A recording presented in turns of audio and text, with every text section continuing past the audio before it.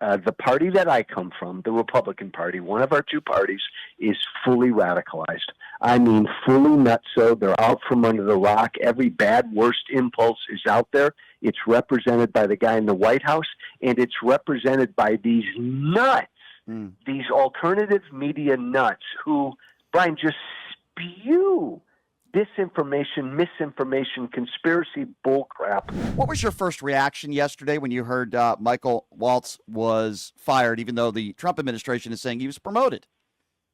Not surprised. I'd heard that people around Trump believed that someone's head needed to roll, and Walsh is not very well liked by people close to Trump. And so it made sense that it was him.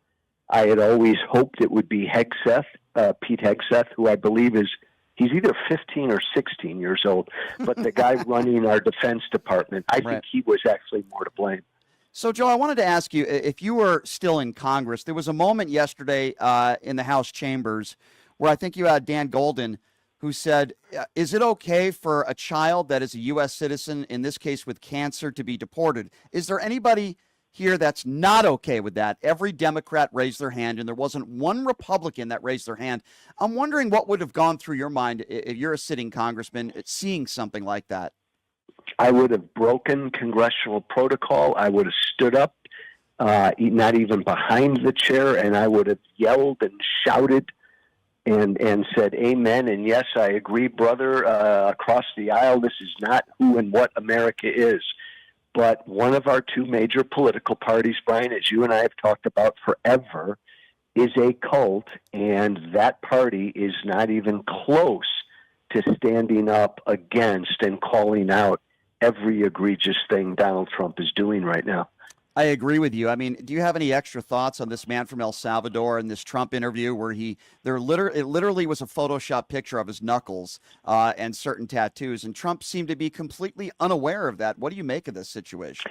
So I went off. I forgot where I was, Bryce, CNN or somewhere. I went off the other day, and I think I yelled, I don't give a flying you-know-what if he's an idiot, if he's lying, or if he's utterly untethered to reality. It doesn't matter.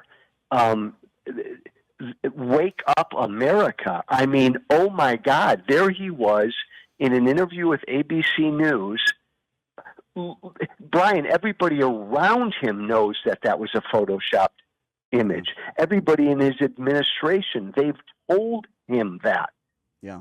Agree with God, you. he's running the country. This is just frightening. It is. Former Congressman Joe Walsh and former presidential candidate joining us right now on the line. You know, Joe, it's there's so many things going on right now that are so troubling in this country.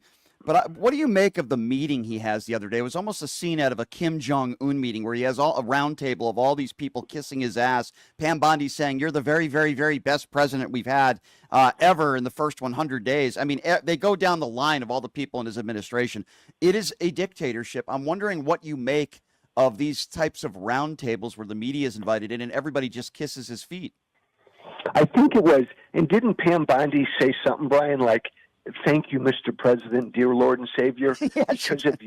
Because of you, we've saved something like 280 million lives. What is she talking about? I'll tell you what. Stick a fork in me if we can't laugh a little bit. We're talking about the guy, Brian, who wants a Kim Jong-un military parade in June to celebrate his birthday. And again, those people who sat around that table in that cabinet meeting, and every Republican, they'll go along with it. And oh my God, in this country, we could have tanks and soldiers like in North Korea marching in lockstep, praising their dear leader as Donald Trump stands there on some platform. It's not funny. It's not funny. Brian, look, I was a congressman. I couldn't fathom sitting around a table and saying stuff like that. I know this sounds silly, but like Pam Bondi and all the rest of them, all of them, like how do they go to sleep at night? Yeah. I think it's a good question. By the way, that parade, Joe, that you were just talking about would cost the American taxpayer around $92 million, which leads me to my next question. He has announced in the middle of the night that they are defunding PBS and NPR, which is less money per year than what it would cost for this parade. Why would he be defunding PBS and NPR? It's an interesting issue, and it's one where you and I may go to the mat on. I've always been really weary and leery about having the government fund media. So you look back on my congressional record, I generally said we shouldn't be funding PBS or public broadcasting, NPR, all the rest. I think it's a good issue to have a debate on. To me, though, this is just one more example. I would rather have the American people, vis-a-vis their representatives in Congress, decide whether our federal government, like everything else, should be funding NPR and PBS. Trump doesn't have the authority. He doesn't have the authority to shut down the Department of Education, all the rest.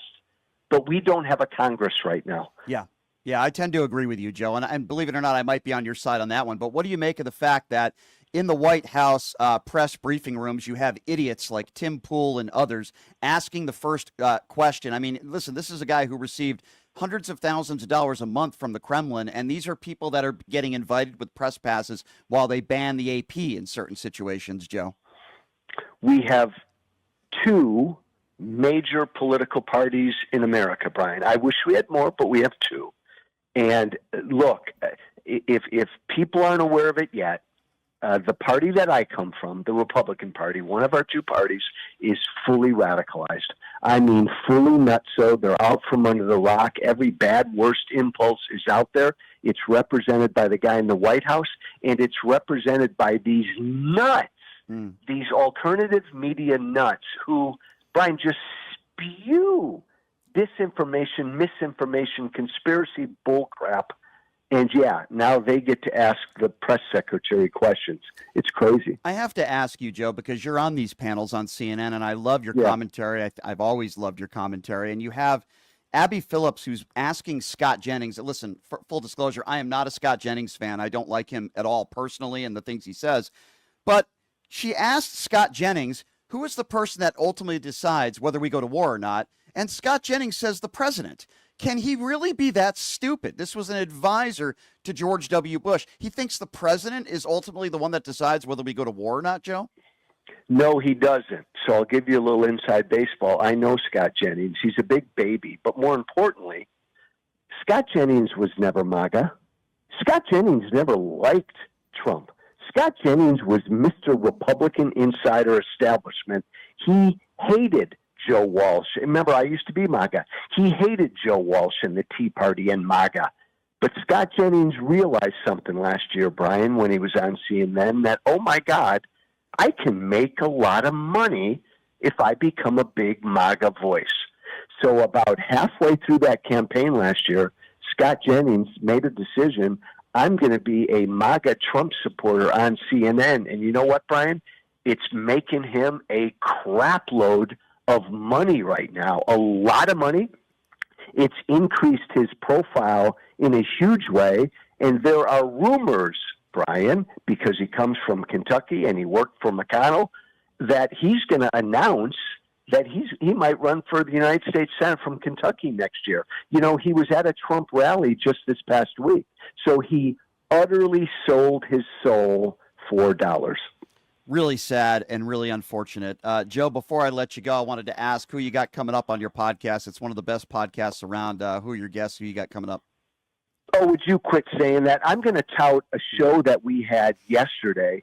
I had a guy named Andy Ostroy, who's a writer, producer, and director. I don't know where you stand on this, Brian, but I wanted to throw up with Gretchen Whitmer going to a Trump rally and hugging him at the airport in Michigan this past week.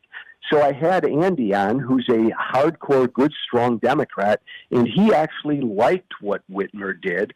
So we vehemently disagreed with each other, but we had a really good, respectful conversation. In quick response to that, Joe, I'll say this. She did get what she wanted to accomplish done for some of her constituents. And sadly, if that means you have to hug an adjudicated rapist to do so, I hate to say that, but you have to do what you have to do for the good of the American people. And I don't like anybody cozying up to Donald Trump. I will never respect Bill Maher again, quite frankly. But at the same time, Joe, when you're a policymaker and you need to do what's best for your constituents, we've always heard the term take one for the team, and that could mean a lot of different things for a lot of different situations.